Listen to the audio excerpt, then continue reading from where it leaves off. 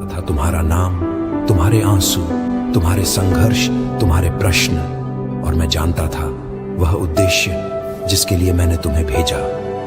तुम्हारा जीवन केवल पैसे कमाने, एक अच्छा घर बनाने और सामाजिक पद पाने के लिए नहीं है। ये सब चीजें संसार की दृष्टि में बड़ी हो सकती हैं, लेकिन आत्मा की दृष्टि में वे अधूरी हैं जब तक कि वे मुझसे जुड़ी ना हो, क्योंकि जो कुछ मुझ में नहीं है वह अंततः नाश होने वाला है, और जो कुछ मुझ में है वह शाश्वत है। तुम्हारा उद्देश्य मुझ में है, और जब तक तुम मुझे नहीं समझते तुम खुद को नहीं समझ सकते।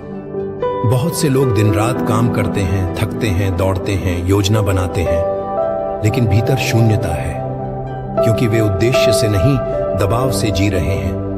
वे बाहर से सफल पर भीतर से खोए हुए हैं। और मैं आज तुमसे पूछता हूं, क्या तुम केवल जीवित रहना चाहते हो, या तुम वह जीवन जीना चाहते हो जो मैंने तुम्हारे लिए सोचा है?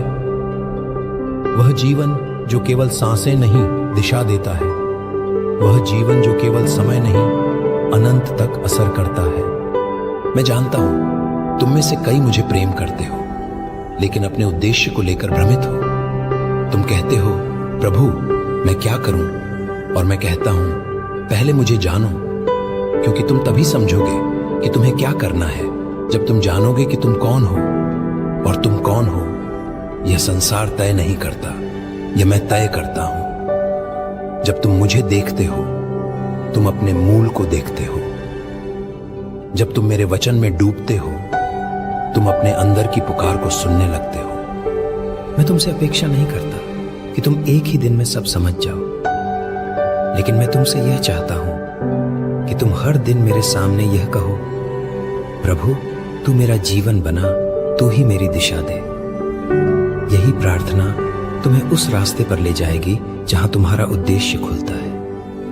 मैं तुम्हें सीढ़ी दर सीढ़ी दिखाऊंगा, तुम्हें केवल मुझे थामे रहना है। तुम्हारा उद्देश्य कोई विशेष नौकरी नहीं है, कोई विशेष स्थान नहीं, कोई विशेष मंच नहीं। तुम्हारा उद्देश्य मेरे साथ चलना है, मेरी इच्छा को जीना है, मेरे स्वरूप में ढलना है। और जब तुम ऐसा करते हो तब चाहे तुम खेत में काम करो या मंच पर बोलो, तुम मेरी योजना में हो।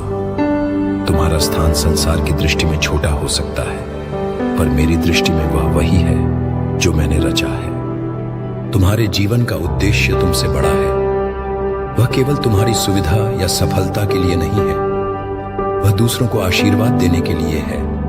वह तुम्हारी गवाही से निकलता है, वह तुम्हारे आंसुओं, तुम्हारी टूटी प्रार्थनाओं, तुम्हारी भटकन और लौट आने की कहानी से निकलता है। जब तुम मुझे अपने घाव दिखाते हो और